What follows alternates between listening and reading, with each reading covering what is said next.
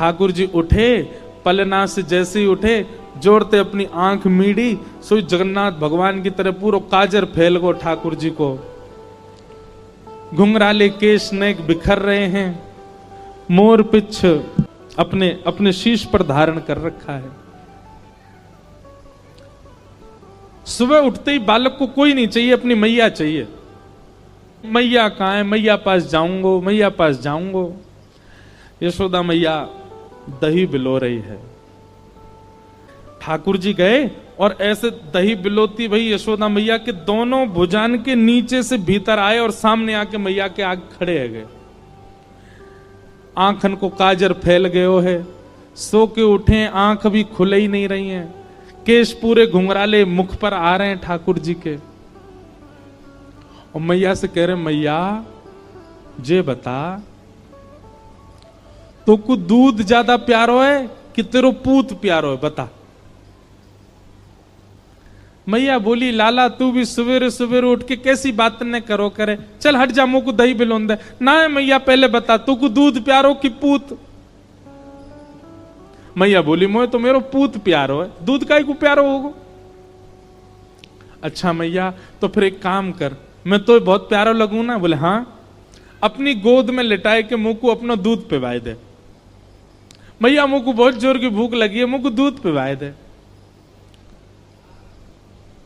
यशोदा मैया तुरंत ठाकुर जी को अपनी गोद में लिया और मैया को ठाकुर जी दूध पी रहे हैं और मैया दही भी बिलोती जा रही है। यहां ठाकुर जी जैसे ही मैया का दूध पीने लगे, सामने चूल्हे पर अंगीठी पर गैया का दूध उबल रहा था।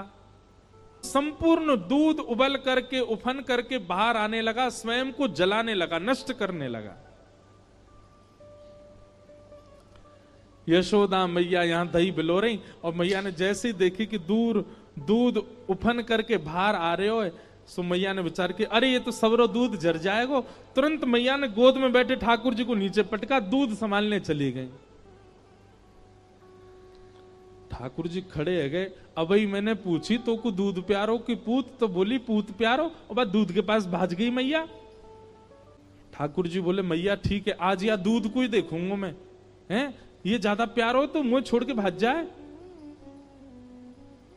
सो ठाकुर जी ने एक बड़ो सा डंडा उठायो और जो मैया दही बिलो रही थी उस मटकी में ही मारा, मटकी फोड़ दी। और इतना ही नहीं, इतने क्रोध में भर गए ठाकुर जी, गौरस भंडार में गए, जितनी मटकियां थी मैया यशोदा की सब फोड़ दें। यशोदा मैया ने दूध संभाला और संभाल करके पीछे मुड़ करके देखा तो मां दही की हंडी फूटी पड़ी है और सबरे मटका फूट रहे हैं और लाला उछल उछल करके सबरे मटकान को फोड़ते जा रहा है। यशोदा मैया बोली, लाला बिगड़ गयो, आज मैंने लाला को यदि दंड नहीं दियो तो बहुत बिगड़ जाएगा। यशोदा मैया ने तुरंत अपनो पल्लू खोस करके और एक छड़ी उठाई, बोले रुक जा दारी के तो बताऊं मैं। और मैया जैसी छड़ी लेकर के भागी हैं पीछे, आगे आगे ठाकुर जी भाग रहे हैं चौकड़ी मार करके, और मतलब ऐसे भाग रहे हैं मानो जैसे पीछे कोई शेर पड़ गयो हो। अब यशोदा मैया तो बेचारी 80 बरस की, फिर भी पीछे दौड़ रही हैं और ठाकुर जी चौकड़ी मार के यहां थे वहां कूदते कादते भय दौड़ रहे हैं। थोड़ी दूर पहुंचे होंगे कि यशोदा मैया तो थक गई और बीच रास्ता में बैठ गई, जोर जोर से सांस लेने लगी, अपने पसीना पहुंचने लगी। इतने में ठाकुर जी ने पीछे मुड़ के देखी और पीछे मुड़ करके देखी यशोदा मैया बैठ गई, एक वृक्ष की आड़ में चले गए और वहीं से कह रहे, मैया का भयो, तू भाग क्यों ना रही मेरे पीछे। यशोदा मैया बोली, लाला मैं थक गई हूं ना, अब बूढ़ो बड़ो शरीर है, तू इतना दौड़ावे मुंह को, अब मैं हार गई हूं। ठाकुर जी बोले, मैया, ठाकुर जी को चिंता हो रही है मैया की, मैया तेरी हार कैसे दूर होएगी। यशोदा मैया बोली, अच्छा सीधे कितने ठाकुर जी। यशोदा मैया बोली, मेरो लाला दौड़ के आवेगो और आके मुंह को अपने अंक में भर लेगो, सोई मेरी हार दूर रह जाएगी। सो ठाकुर जी एक बार तो दौड़े मैया की ओर और दौड़ के फिर रुक गए। मैया बोली, कहां भयो लाला, आजा। बोले ना है मैया, मैं ना आऊंगा। बोले क्यों? वो तेरे हाथ में जो छड़ी है ना, तू या तो मुझको बहुत डर लगे, पहले या कुछ दूर फेंक तब आऊंगा। और कहा पता तेने या तो 2-4 बार मार दियो तो मेरे लग जाएगी मैया, पहले याकू फेंक। मैया बोली सांची बता, याकू फेंक दूंगी तो आ जाएगा? बोले हाँ। मैया ने जैसी छड़ी फेंकी, ठाकुर जी दौड़ करके गए, बिल्कुल विचार नहीं किया कि मैया मुझे पकड़ लेगी। दौड़ करके गए और मैया के अंग से लग गए और जाके मैया के प्रश्वेत संभालने लगे। मैया तू तू तू ठीक है, जा, तू हारे मत। यशोदा मैया को पहले तो बहुत सुख मिला, ठाकुर जी अंक में आ गए, पर थोड़ी देर बाद यशोदा मैया ने चेहरे का रंग बदला, कहने का ढंग बदला, तुरंत लाला पकड़ लिए जोर से। अब आयो हाथ में, चल तो बताऊं मैं अभी। ठाकुर जी बोले मैया तू तो यूं कह रही कि मैं तो ना पकड़ूंगी। बोले मैं तो झूठ बोल रही तो थे।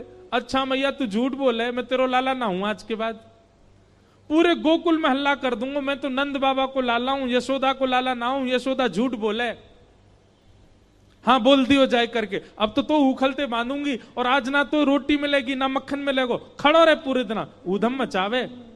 यशोदा मैया के अंक में भर गए। मैया तो पकड़ के ले गई और लाला को जाकर के ऊखल से बांधन लगी। जैसे ही रस्सी ला करके मैया ने ऊखल से लाला के पेट में बांधनी चाहिए, सोई रस्सी छोटी पड़ गई। मैया बोली रस्सी छोटी कैसे पड़ गई? मैया गई और बड़ी रस्सी लेकर के आई। बोले हाँ अब याते बंध जाएगा। मैया ने जैसी ऊखल में लेकर के और जैसे ही ठाकुर जी को ये छोटी पड़ गई। क्यों?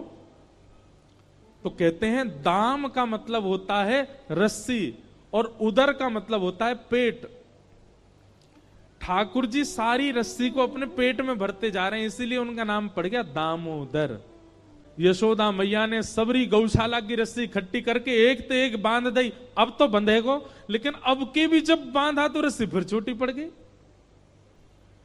यशोदा मैया एक क्षण आश्चर्यचकित होकर के ठाकुर जी की ओर देखने लगी।